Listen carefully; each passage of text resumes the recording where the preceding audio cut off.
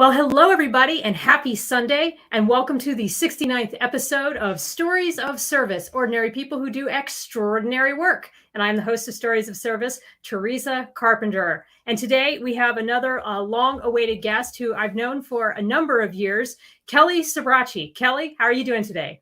I am so thrilled to be here. It is time. It is time that we showed up on this podcast together. So thanks for having me. Oh gosh, I'm so excited. I know we did about a year ago. We did a podcast with yourself, Alexis, and your friend Jackie, and it was all about sort of influencer culture and Navy influencers.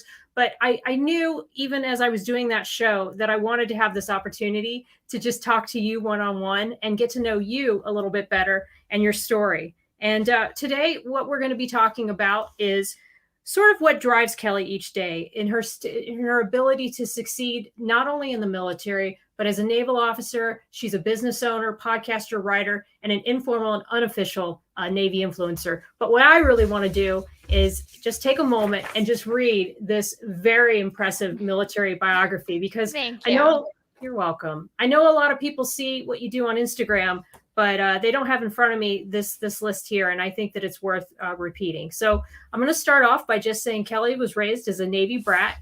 She is originally from Stafford, Virginia, and after being recruited to run track at the U.S. Naval Academy, she at track and cross country, she received her commission in Annapolis, Maryland in 2014. Immediately upon graduation, she was commissioned as a surface warfare officer and reported to the USS Pinckney during her Western Pacific deployment. She served on board for 2 years as a first lieutenant responsible for 26 sailors in the deck division, and she transferred to the Human Resources Community in 2016. Her human resources assignments have led to a specialization in force development as the Assistant Operations Officer in charge of all recruiting in Ohio, Kentucky, and West Virginia at Navy Recruiting District, Ohio. In October 2017, she was assigned as lead medical recruiter and later awarded Medical Recruiter of the Year in 2019. She served at the Navy Talent Acquisition Group in Los Angeles, California as officer in charge of talent acquisition on board Center Hollywood. And while there, she led 77 recruiters in the accomplishment of the enlisted recruiting mission. She currently serves as a flag aide to Admiral Jennifer S. Couture, Commander, Naval Surface Training Command in Great Lakes. And her education includes a Bachelor's of Science in Political Science from the U.S. Naval Academy and a Professional in Human Resources certification from the Human Resources Certification Institute. But as I said before, she's much more than just a naval officer. She's also a professional model, entrepreneur, and previous Miss USA state contestant, where she placed runner-up at Miss California USA.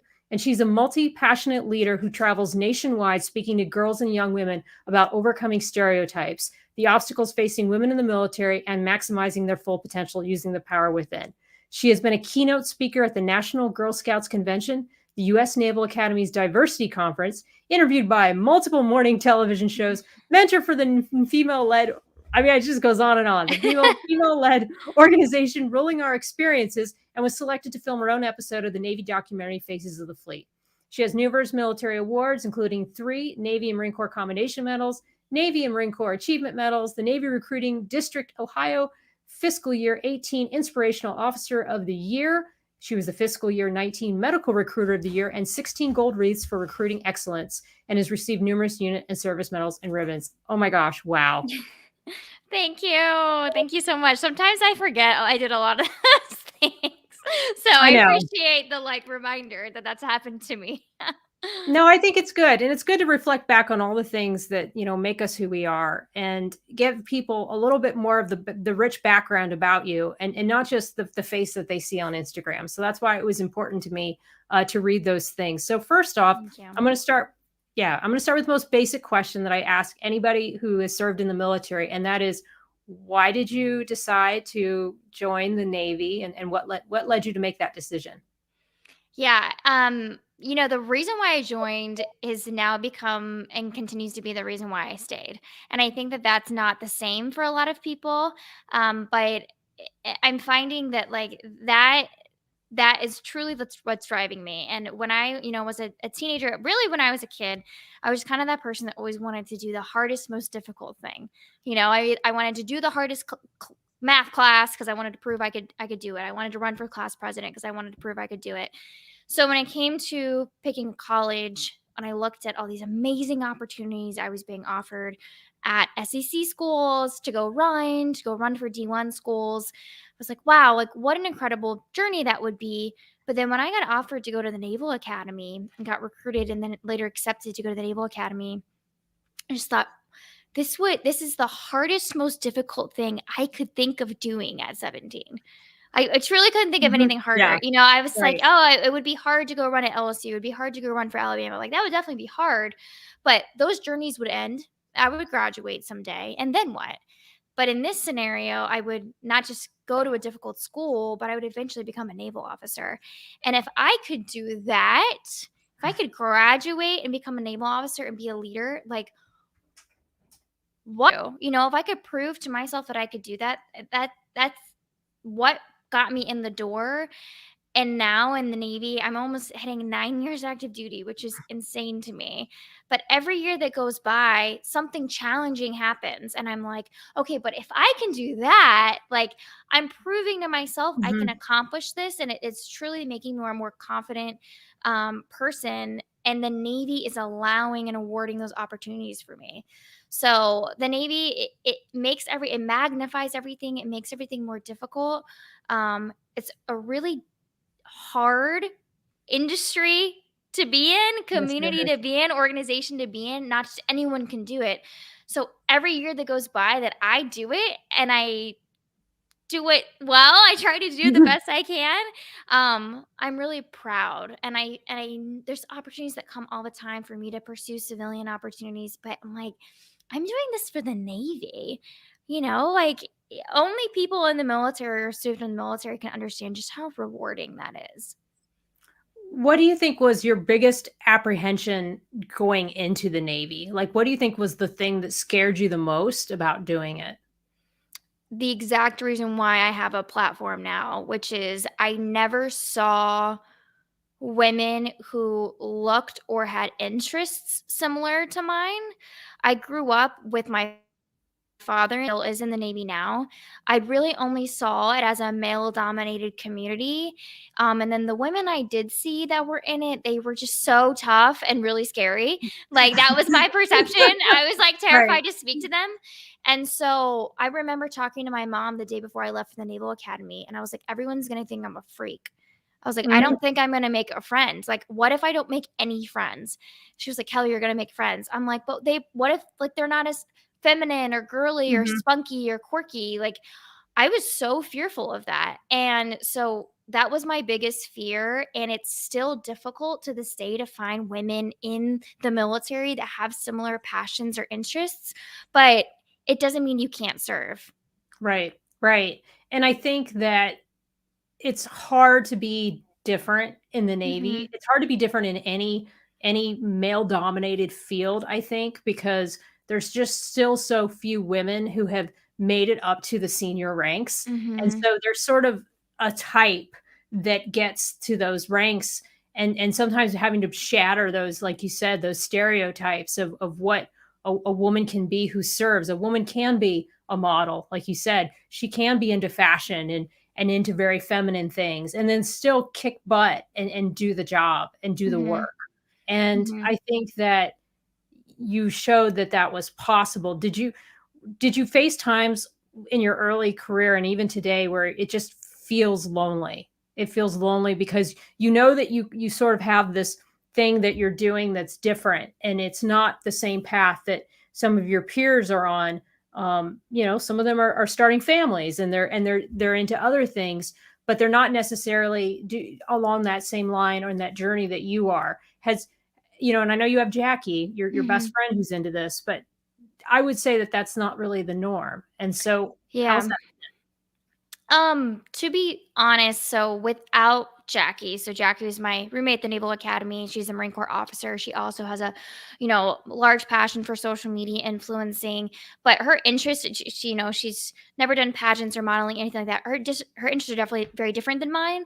Having that support system has been huge, but I probably feel lonely once a week at one point or another because just in general, like since going into the Navy, like I didn't have, really feminine women or mentors around me who I could speak to. And then that's turned into I didn't know a lot of women who had successful marriages that I could speak to. And then I didn't have a lot of feminine mentors who had interests outside of the Navy. Like when I first got into the Navy, the department heads on my ship were like, "That's great for after the military. Like, oh, you like photography? That's cute, but like, you need to focus on being a surface warfare officer." And I was like, I don't understand why taking photos on a Saturday is like a bad thing. Like, Mhm. it's fueling my creativity. Like at the time, I wanted to be a public affairs officer, and so there, I just kept meeting these people that were like, "That's cool, but save it for after the military."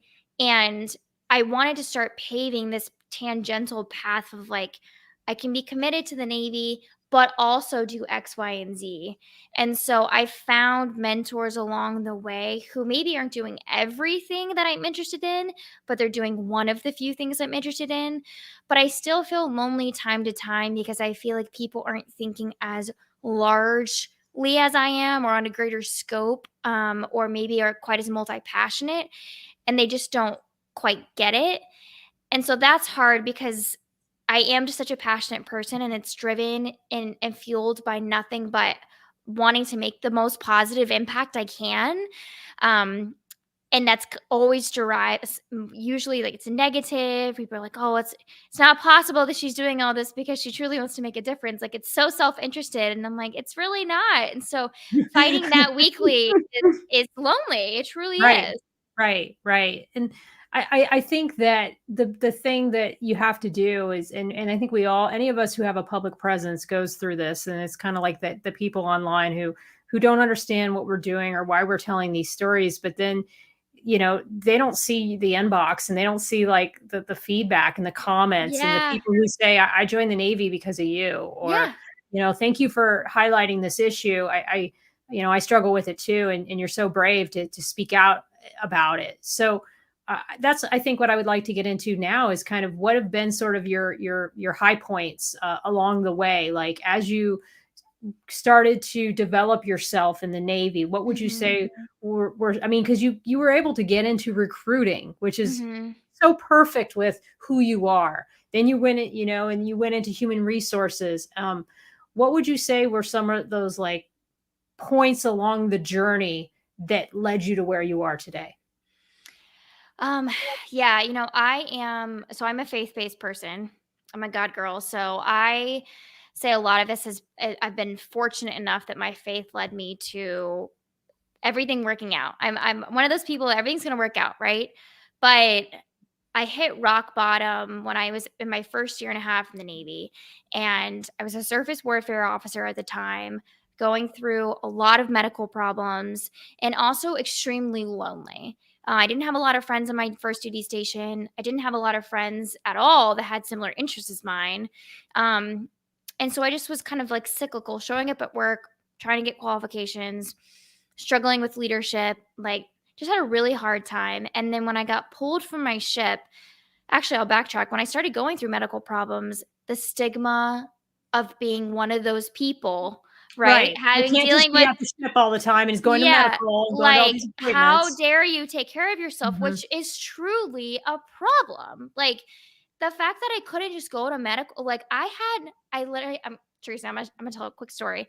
I literally went to my IDC, like, 4 times with some of my medical problems, and he was like, "Oh, you probably just ate, like, a bad salad." And I was like, "I'm getting sick every week, like, something's wrong with me." And then I went to my doctor, Navy doctor, and they still were like, "Oh, you're probably like a deployment evader or whatever, ship hopper, like you're probably, whatever." And I was like, "No, like something is wrong with me."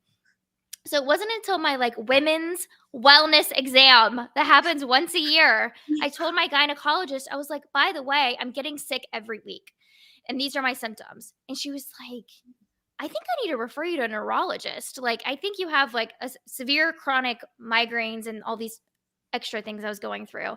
So it took me talking to 7 medical providers before I could actually get the help that I needed. And that was about a year of being commissioned. And then on top of that, not only do I have medical providers that are not believing what I'm saying, but now I have to deal with the wardroom. Now I have to deal with the leadership. I'm getting out of things. I'm going to medical appointments. Like I'm trying to be there for my sailors who I loved, and they were incredible. So I was battling all of these things, personal and professional, not having one person really say, like, "Are you okay?" And like, "Hey, Kelly, Wow. like, you still have something to add here to the team." Like, my chief was the only person who really supported me through that time. He on the side was saying, like, "You're a great officer because you care. You may not know everything about the ship, but you work hard when you're here and you care, and you're doing the best that you can, and that's all you can do. Know that you care." But my department head was saying I failed. She literally was telling me on the side, she's like, "You're failing as a naval officer." Direct quote. Wow. And I was like, "What?" It's so polarizing. Like, I have these sailors who respect me and, who are really confiding in me as a leader, as an ensign, but then I have a department head who's basically telling me I suck because I'm not here enough because I'm going through this medical stuff. So I feel like going through all of that, when I was reassigned as an HR officer, which was a miracle, I had like 30 something people go up for my board, and I was one of three that got selected. And Wow. it was a straight up miracle. I mean, I had my resume ready. I was like, I'm getting out of the Navy. Like, they're going to kick me out of the Navy. There's no way they're going to pick me. I've already been told I'm a terrible naval officer. Like, I didn't get my SWO pin because I got pulled off my ship. Like, they're not going to give me a chance. I know it. And it sucks because I was like, I went to the Naval Academy to be a leader, period. I Right. want to be a naval officer. I don't want to just get this free education and bounce. Like, that's not why I went to the Naval Academy. I went to be a naval officer. So when I was assigned an HR officer by miracle and sent to Columbus, Ohio, which is my last choice on the planet Earth, but I got sent to Ohio, and then I got assigned to recruiting randomly. I felt like it was literally God. I had an opportunity to all hands on deck, do everything I could to be the best officer, the best leader, make the biggest impact, and really start using these attributes that naturally came to me. I was naturally, a speaker. I naturally You loved are. the Yeah. Navy. I naturally, told my story. So it was like the perfect fit. And within that first year, I was reminded, like, I do have value to give Mm-hmm. to the Navy. Just because I failed at that initial assignment, quote, failed, when I was going through personal things and it didn't turn out the way that I had hoped. That like vision you have once you commission, you're like, "Oh, I'm Right. going to be such an amazing, inspiring officer my first tour. Like, all Yes. these awards, it's going to be incredible. And people are Yeah. going to write novels about me." No, that was the opposite for me. But I was like, I'm going to redeem myself and I'm going to show my value to the Navy, and I can do this.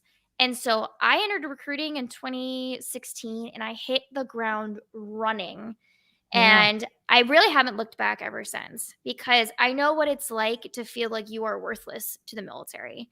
And even now, like, I suffer from extreme imposter syndrome all the time because I know people are out there doing extremely hard jobs and they work long hours, or they're deployed, or they don't see their families, or they're, in charge of incredibly difficult weapon systems. And that's amazing. But guess what? Like, I have a unique skill set, and I'm You going to do. keep trying to use that to build the Navy because they may not be able to do what I can do either. And we Right. all have a job to do.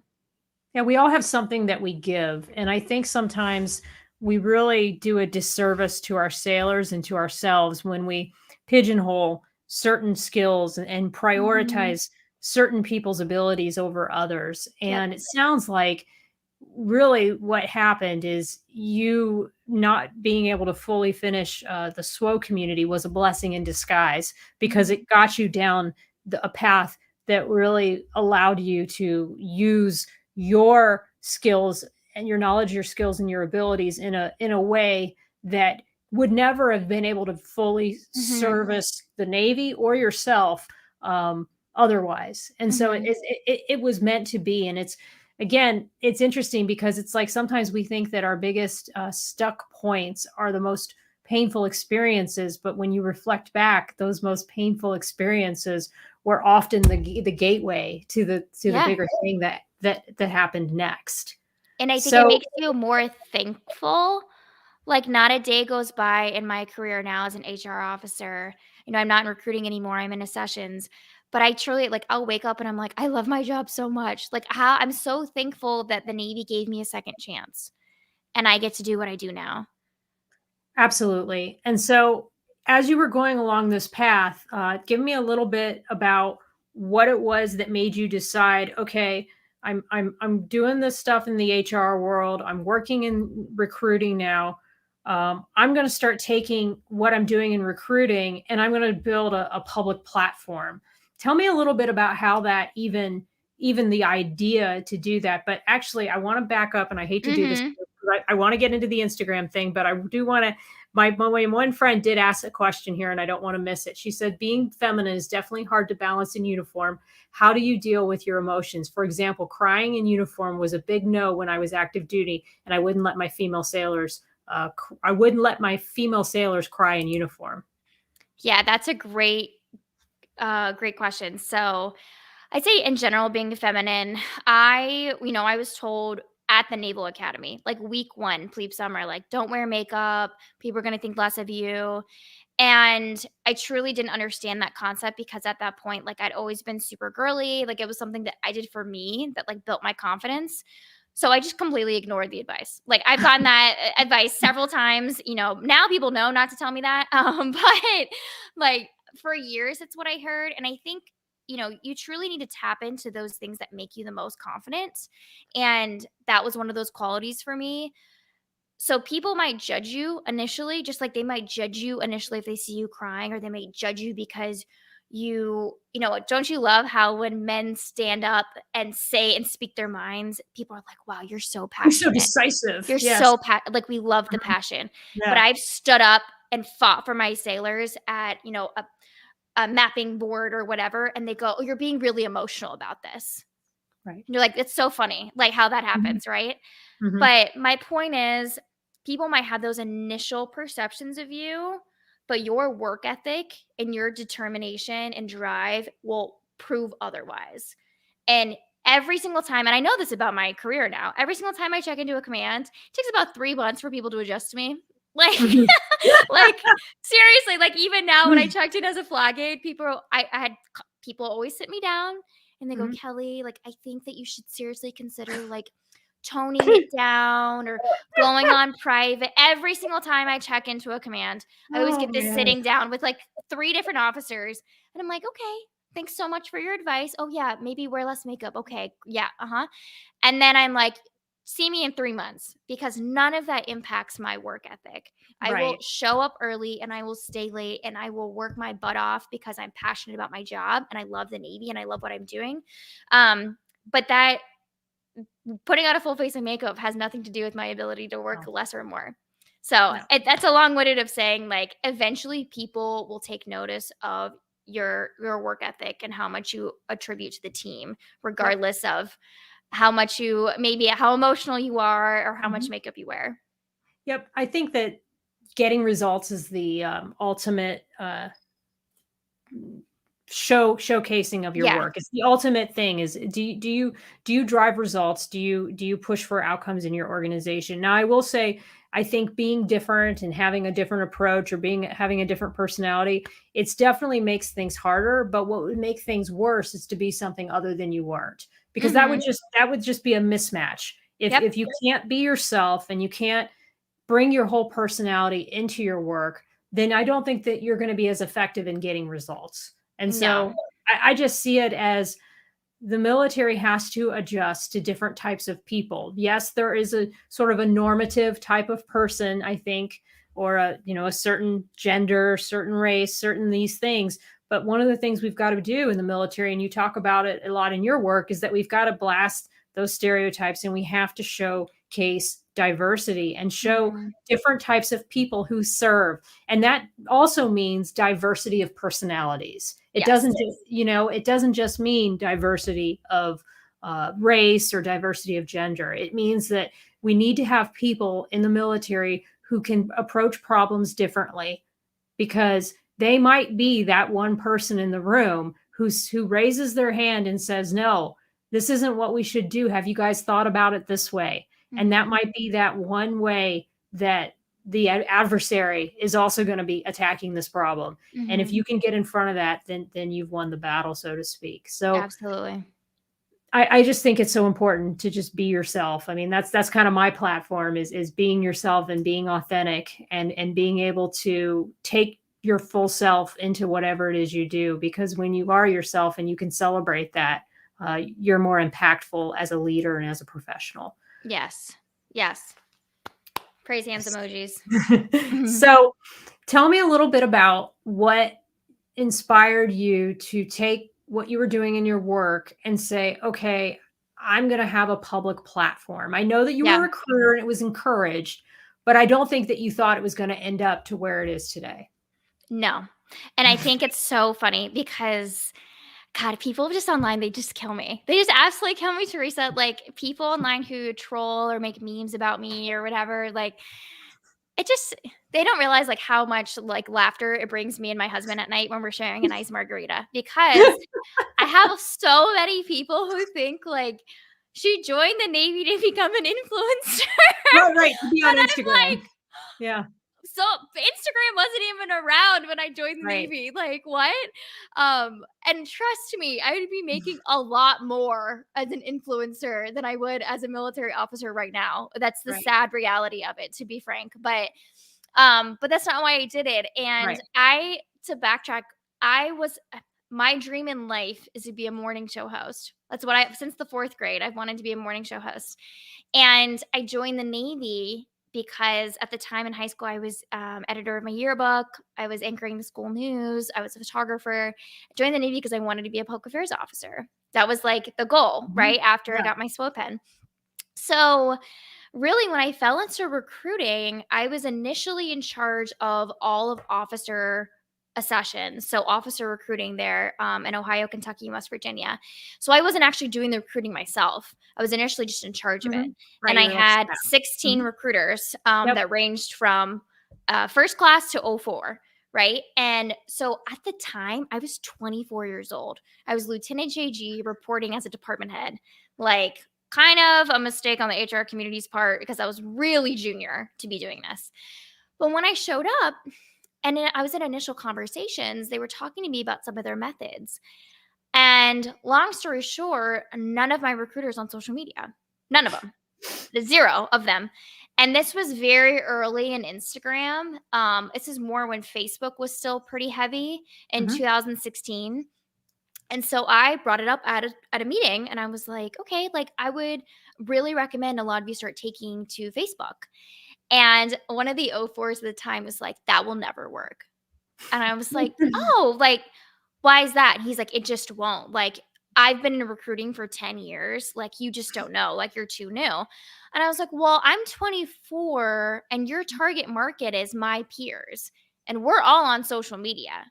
We're all on Facebook. We're all on Right. Instagram, but like minimum Facebook, where that's where we are. And that's how we consume our information. So they laughed at me, whatever, whatever. Everyone ignored me. Stupid Lieutenant JG. And then I became a recruiter. So I flip flopped with one of the LTs so he could get department head credit, and I became a medical recruiter. And the first thing I did the day that I moved into my office as a recruiter, I made a Facebook account, Lieutenant Kellie Hall. And I recorded a video at 5 p.m. on a Friday. I hadn't even touched up my lipstick, which was like such a bad thing looking back because it got so many views. But I recorded a video about the medical HPSP program, and it was less than 2 minutes, and I posted it to Facebook. And I had the time I Mhm. had like 80 followers. It got 200,000 views in 72 hours. And after that, my CO, my chain of command, and Millington started listening. They were like, there's some lieutenant that like posted a video and it's going viral. And my CO called me and she was like, I fully support what you're doing. Do more of it. Like, let's build an empire. You got the green light. Wow. And Yeah, I that's said, great. yes, ma'am. And so I just Mm. started doing, I started taking everything to social media and to Facebook. So I built my Facebook platform for probably like 10 months. And then Mhm. finally I was like, okay, let's get real. Like everything's transitioning to Instagram. So I made a Instagram account, Lieutenant Hall, and I started doing everything on Lieutenant Hall. And that blew up. I also thought that that would get like 500 followers. Like Mhm. literally, I was like, oh, maybe I'll get like 1,000 followers. Um, And so, because at the time I was still posting to my personal page, not recruiting, but like sharing about my life in the Navy, but it was getting too difficult. Like, I wanted Mhm. to post about what my girlfriends and I did on a Friday night, but then also be like Navy opportunities, you know? So Right. I was like, I need to separate them. And Yep. I just have the Navy page for recruiting. And so, but then that blew up. So within 18 months, I had 36,000 followers on my Navy page. And I was like, well, I had gotten a lot of, respect and attention from CNRC, Navy Recruiting Command, started training other recruiters on how to do it. And now it's an expectation for every I recruiter know. to have It a is. social media Right. page. Um, so that was kind of a little bit of my legacy. Now, when I interviewed to be a flag aide and I got accepted for the job here in Great Lakes as the flag aide for Admiral Kuchar, I decided on my own to deactivate my recruiting account because Mhm. that was not my responsibility or my role anymore. And it had gotten to a point where it was just almost like too much. Like Yeah, having to people update were 2 pages, yeah. like, not even that, it was just like, if I posted and something was even slightly incorrect, people took it as fact. Like, they were going to my page like it was my Navy HR. Like, I was like, Mhm. "I'm just a lieutenant," like, posting Mhm. about my life, trying to recruit people, and it just the responsibility was a lot. So it was almost and the trolls and, like, just in general, like, it just became one of those things where I started having anxiety when I would go onto my Lieutenant Hall page. And so when I got out of recruiting into Navy sessions and now as a flag aide, I deactivated my Lieutenant Hall account. Not my job anymore. I wanted to shift focus to the Admiral because my role was being a flag aide. Mhm. And what basically has happened is through my time with Admiral Kuchar, and her working so she's in charge of all of Navy sessions except for the Naval Academy. So OCS, Mhm. ODS, NROTC, and NJROTC. So through my travels with her and our conversations is how I've realized that there is a need still to spread the Navy message. Mhm. Still. The Oh, yeah. military in general is in crisis right now with recruiting. People don't know. They don't know what they don't know. They don't even know the Navy is an opportunity for them. They Oh, see yeah. people on TV holding guns and it's scary and they don't even consider it. And then they meet people like me and they're like, "But you're so normal." I'm like, "You can do this too." Like, it's Right. rewarding. Like, I love my job. Mhm. And Oh, so yeah. I've actually gotten so much support from my boss and so many others to keep sharing the Navy message because we're in this time in our culture and in our stage of lives where people just don't know enough about it. And I genuinely enjoy it. I genuinely enjoy the Navy and I genuinely enjoy social media. So I feel like it's a talent that I can use to give back to the Navy as well. Like you said, like we all have our individual talents. And I just so happen to have a talent for social media. And I'm not afraid to share my life on it. And a Right. lot of people are. Like it's super hard to have people attack you every week. But then there's also so many more positives that come from it, like Right. people joining the military or doing other aspects of their life because they follow me or pursuing other opportunities. So that's kind of why I've continued it. And then now the Navy Recruiting Command has um, dubbed me one of their Navy social media ambassadors, which is pretty cool. So I kind of still get to continue that passion while pursuing and continuing my role as an HR officer.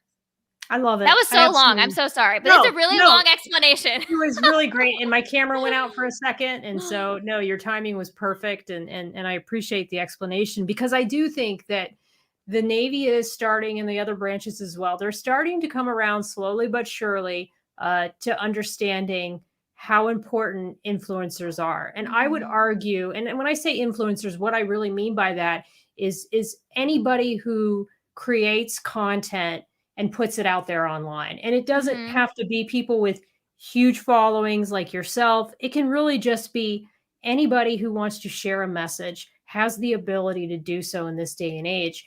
And Mhm. what we find is in communities, people follow other people to get news, Mhm. to get information, to share ideas.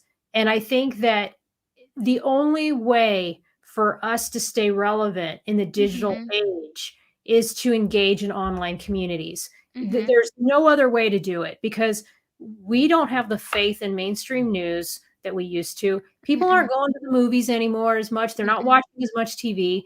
I feel they're getting their information where the people that they look to as the thought leaders. So Yeah. that the podcasters, the YouTubers, the people like yourself on Instagram. And so if we want to stay relevant in the digital age as a military and recruit the best and the top talent, then Mm-hmm. we're going to have to go into the spaces where they're having those conversations, and they're having Mm-hmm. those conversations on Instagram, they're having them on TikTok, they're having them through YouTube. And so what I think you're doing, Kellie, is you're providing the military with a way to revolutionize and modernize their communications in a way that I think is groundbreaking. And I think that it's only going to continue to soar as your career soars. So that would kind of be my next question, because you have a successful podcast. You continue to go, and you go to the Naval Academy. You went to their diversity conference, I think this past year, Mm-hmm. to the Army Navy game, and you broadcast live from there. Like, what trajectory and where do you see all of these things taking you as you move forward in your career? That's I just had some tea with ladies this morning, and I feel like it asked this question constantly. And I Yeah. think my answer is I don't know. Mhm. I have a bigger vision for my life, right? So someday, I'm 30 years old. At 40 or 45, I would love, maybe 45, even 50. Like, I would love to be anchoring a morning show, right? I want to be a talk show host. I want to tell people stories. But in between that time, I get to serve my country. I get to be in the Navy. Like, Right. what an amazing career to have, right? It is. And I'm doing both at the same time. Like, I think that's where the issue is that early in my career, everyone kept telling me to table my passions, Mhm. shelve that for later. I don't want to do that. I want to build those paths simultaneously. And it's actually helping the Navy and it's helping me. Like, I'm learning so many traits and skills in and out of my job. So the funny part is, like, I'm over here. What you don't see on social media is my actual job. Out of respect for my boss, I don't post what I do as a flag aide, Mhm. Yep. which actually would be incredible content. Like, Mhm. being flag aide is insane. Like, I Right. have the most insane job, and it cracks me up every day. My stories are so funny. Like, my mom is like, "How are you not journaling this? Like, they're gonna make for such a funny novel someday." But because that's not where I need to be right now. Like, I don't need to be taking my job as a flag aide onto the internet. I need to be a flag aide first and Right. foremost. That's my job. And then the experiences I learn, challenges in leadership, and the experiences and the lessons I learned from my boss and the other officers I'm around, I take those to social media and to my podcast, and I talk about them. So I'm kind of living like two lives, like a Hannah Montana. I have my full time job in the Navy, but that's what brings me validation for this other life. And that's what I get my life as an influencer and on social media and all these passions that I have. That's why I get sensitive when people say that I'm just like a Navy influencer or just a military influencer, cuz I'm like, no, like, it's actually not my job in the Right. Navy. I'm a full HR officer with a whole billet, with a whole, job full time. I do this on the side because I'm passionate about it and because I love it and because it brings value to the military. And like you said, I don't see a lot of other people specifically in the Navy doing this, and I'm fearful of that. Like, if we want to stay relevant, if we want to recruit top talent, if we want to make sure that we have the right people in the military now and in the future, like, gotta keep up with our competitors. And this is what our competitors are doing. I mean, you think Amazon doesn't have influencers? You think corporate Target doesn't have Mhm. influencers? You don't think, the top tech companies in the world aren't on social media? They are on social media. And they're not Right. just posting about Target products. They have ambassadors, they have influencers, they have people talking about their day to day, talking about their products, talking about what they're doing. That's why they're going to continue staying relevant, because they have whole social media marketing teams. They're doing this full time. We don't really have that. You know, No. we don't have a whole team of Kellie Sbrocchis out there in the world talking about their Navy journey. There's Right. like 5 of us. Like, Yes. you Yes. know, and then Ah, the 5 of us that are doing it are getting attacked constantly. So right. I just remember, I'm like, luckily, my passion for social media comes really easy to me. So what doesn't come easy to me is my job every day as a human resources officer. Oh That's yeah. really hard. So I'm going to keep doing that. And my next billet is, I'm slated to be the executive officer here in Chicago MEPS. And that terrifies me because I've never been an executive officer before. I'm going to keep doing that, and I'm going to keep learning from it. And those lessons are the lessons I'm going to take to social media. And I think that that validates my presence online, because I'm still doing a job that's hard in the military. And then I can take all of those lessons learned to my social media following, whip up a quick 30-minute reel to post, Hmm. and then keep sharing my story. So now the Navy is sending me to events randomly throughout the year to cover and create content for. And that's only going to continue exposing me to new opportunities and new challenges. And we'll see what doors that eventually leads to. So I know that's long-winded, but Yeah. for I love it. now, I'm going to keep doing my everyday job in the Navy and just see what fruit continues to bear from my side passions. Because eventually I will get out of the Navy. And I think doing both of these things at the same time will create a lot more opportunities for me. I agree with you, Kelly. And I apologize to you guys. My camera is having some issues, so that's why you see Kelly's gorgeous face full screen. Thanks. But Appreciate it. but I think that works out anyway. We have another question here, and it's from Tim Dickey. He says, "How can prior service members support getting the word out on social media that the Navy is a solid career option?" Oh my God, that's a great question. And I think same theme that we've been talking about this entire podcast, which is really sharing your story. Mhm. There's multiple ways to do that. Obviously, Teresa and I are comfortable with social media. That's why I take to social media, Instagram, my podcast, and share my journey online, which has significant reach, right? Like I can post on my couch and it reaches thousands. Like, and I didn't even have to leave my couch. But then I go to events. Even this Friday, I'm so excited. I'm going home for the weekend, but I took time to reconnect with my old NJROTC instructor. And I'm going to go speak at my classroom in my high school and put myself in front of 50 high school kids, because they might have never found me on social media. But boom, I'm going to tell my story and I'm going to tell them the opportunities that I've had. And anyone who's been in or out of the service can start doing that. You can reach out. There's like 250 NJROTC units nationwide. Go find a local unit to talk to, or go find all these different events to speak at, or, go to women's networking luncheons and speak about your experience. But there's so many opportunities, but you have to just be willing to share your story and be vulnerable in that. But there's so much fruit that bears from that transparency.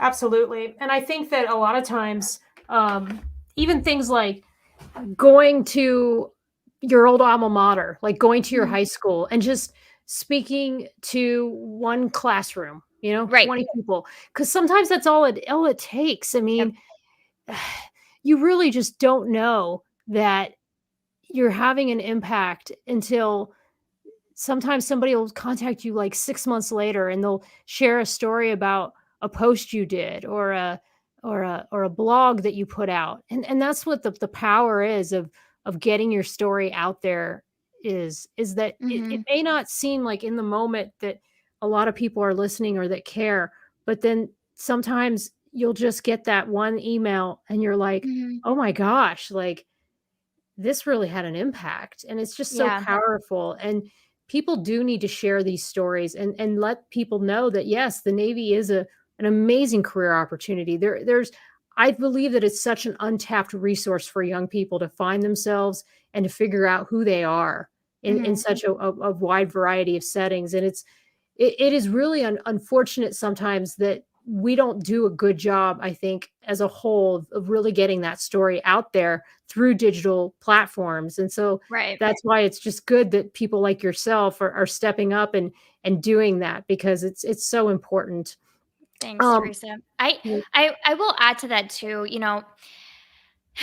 Recently when I spoke at the Naval Academy, there was I was there with Jackie, my best friend, mhm. also a Marine Corps officer and or influencer, and after the conference, we were just reflecting. We were at dinner. We were reflecting on how many young girls and men, midshipmen, us, and these girls. I had some that were like, I literally applied to the academy because of you. I've been following you for 4 years. Like, I do pageants too.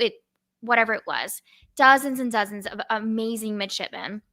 And then we go to dinner that night, and over dinner, we had a screenshot sent to us that anonymously people were posting about us online. And it was like, why is Lieutenant Hall, people still call me Lieutenant Hall, why is Lieutenant Hall being asked to speak at the diversity conference? Why do people think she's so inspiring? I don't think she's inspiring at all. And I sat back, and Jackie immediately gets to it. She's like, what the heck? Like, you're so inspiring. Like, how could people say that? And I was like, Jackie, here's the thing. Everyone has a different metric for what's inspiring. I may not inspire them. That's fine. Like, they may not be a person who, maybe they don't want, maybe, first of all, they might be a male, right? So they Right. may not understand this, being a minority in this male dominated field, or wanting to be a wife and a naval officer, or wanting to compete in a pageant, be feminine, that's fine. But hopefully they do find another source of inspiration, that's relatable for them.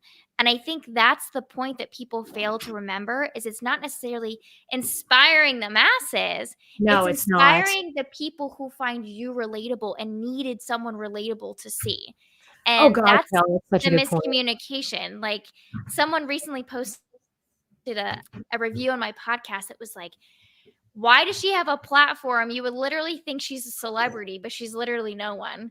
And I was like thinking about it, and I'm like, but that's exactly why I have a platform, because I'm not a celebrity. I'm just a normal 30-year-old who likes to get spicy margaritas with my husband and happens to take to social media and record a podcast from now and then. Like, people follow me because I am relatable.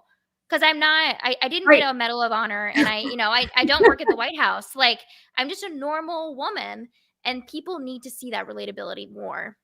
I believe you're right, Kelly, and I think that that's also why our ambassadors need to be people of all types of Mhm. races, shapes, and sizes, and Mhm. personalities, and ages. I mean, social media, I would say, is a younger person's game, maybe, and I'm in my mid 40s, and I'm very active on social media, Yeah, you but did great, obviously. You did a great job. Yeah, you exactly, know, though. I mean, but I don't really care. I mean, I realize that I probably appeal to people that are, of an older demographic, but that's also because I'm an older demographic, and everybody's going to have a speaker or a storyteller that resonates with them for whatever those reasons are. And I think Mhm. that that's why it's so important to get your story out there and to have people know that they are not alone in the things that they're struggling with. Mhm. I think the last question I have before we close out of this show, and what really would be touching for people to know, is tell me about a time when you shared something online that was particularly vulnerable, like something that you were struggling with and you shared about it, and tell me a little bit about what effect that had. In general, Teresa, I share a lot. I'm pretty transparent online. I've shared about failing, because I will classify it as a failure. I did not report to my ship and get my SWO pin, like most Naval Academy graduates are supposed to, like most commissioned officers are supposed to. Um, and then I redesignated and then became an HR officer. And I think something that people don't understand is I have to live with that every day. Like, people, how common it is for people to go to flight school and redesignate out of flight school into other communities? Always So happen. common, all the time, literally All the time. monthly. Like, people, they get airsick, they get anxiety, medical, whatever. or maybe they don't have the test scores for it, doesn't matter, but they redesignate into other communities. I have never, ever heard someone say, "Oh, they were a failed aviator. Now they're, HR." Like, I've never heard that. But because I was in a community that it's so common that you get a swell pen and then you redesignate, and that's typically the pipeline, Mhm. right? Yep. Or if it's not working out, you get out of the Navy. I've had a lot of those happen too. It's not as common for people to leave like I did and go into HR. And I think I have to live with the fact that my first tour didn't go the way both I had hoped and the way the Navy had hoped. But instead, this was my journey. And I say that every day when I put on my uniform, I don't have a warfare device. Every day when I introduce myself to someone, I don't have a warfare device. And they have to go, "What are you?" Or every time I'm online and I post a headshot, people have to debate what my community is and say, "Oh no, she's a failed SWO." And I relive that weekly. And that's fine with me because that experience of failure has gotten to me where I am today. I learned, I picked myself up. I decided the Navy is where I want to be, and I want to continue on as a naval officer. I don't want to fail. I'm going to be the best damn HR officer I possibly can be.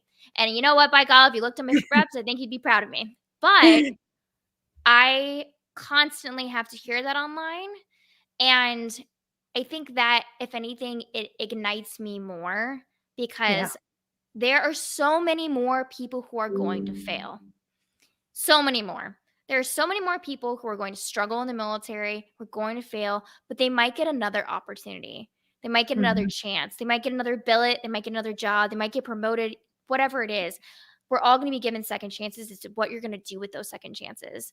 So people interpret my posts really however they want to. Like if they want to be inspired, they're going to be inspired by Right. them. If they Right. want to go in and troll me and attack me, they're going to find something about me. Someone Of course. yesterday, oh my God, Teresa, someone yesterday was like, "Can we please talk about this cringy influencer and how she, what did he say about my smile?" It was like, oh, how she has a manically insane smile. Like, I was like, manically? And he like posted all these photos of my smile, how they like do a wide. And I was like, I love how you were like investigating my profile to figure out Right. like what's wrong with me, and you went for my smile. I was like, "Oh man, like what a horrible world I live in." That the one thing you can find is my smile. But that means they're searching for it. They're searching for things to attack you on, and that's fine. Yep. And like you and I keep talking about, it's just show up, Oh, yeah. inspire the people who want to be inspired. I may not change the minds of those who are small minded, but I can potentially change the course of those who want to be ignited. And that's what I'm going to keep doing. I love it. Yep. And I always say that when the haters come out, it's a sign that you're doing something right because you're resonating, and they wouldn't be hating if you weren't resonating. So, Sure. and you and I have talked about this. I've had my fair share.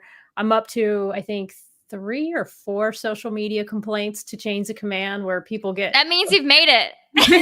that means I've brought up something. That means, yeah, that I'm means not you've made afraid it. Yep. to bring up thought-provoking content. I'm not afraid to take on a controversial issue, and I'm not afraid to call out the military, where Mhm. I'll call out other institutions or other things that I see, and I'm not afraid to call out myself. And so, the way I see it is the person that you meet and you talk to face across the counter at work, that's the same person you see on the internet. Mhm. And there's going to be people who like me, and there's going to be people who don't, and that's part of life. So And part of life. the way I see it in this stage of the game and this uh, season in my life, I'm just so happy and I'm so blessed, and things have turned out in such a way that have made me very, very grateful. And so I just take every day as it comes, and I'm glad to be alive. I mean, Yeah. that's really the bottom line, is that you never know what's going to happen the day after tomorrow or the Yeah. next day. All you can do is keep Yeah. on living in the present, and, Yep. and And what love. what are you gonna do with it? Yeah, Where what do are you you, gonna yeah. do? You What are you got you gonna do got with one that life to life? live. Make it Mhm. count. So, Exactly. well, Kelly, this has been such an incredible pleasure. Thank you so much. I wanted to Of do this course. for so long, and we got the chance to do it. And I just, gosh, I just like you even more after talking for an hour. So, Thanks, Teresa. I um, appreciate you. And I will say, I know that you mentioned you're like, "Oh, maybe I appeal to the older demographic," but women like me need to see women like you We need to see you continuing to succeed in all stages of life, exactly where you are. And it's really inspiring for me to see too. I'm just behind you. I think it's important to have mentors in every phase of your life, and to see you continuing to speak your mind and pursue your passions. Like, that's what I need to see as a young junior officer as well. So thank you.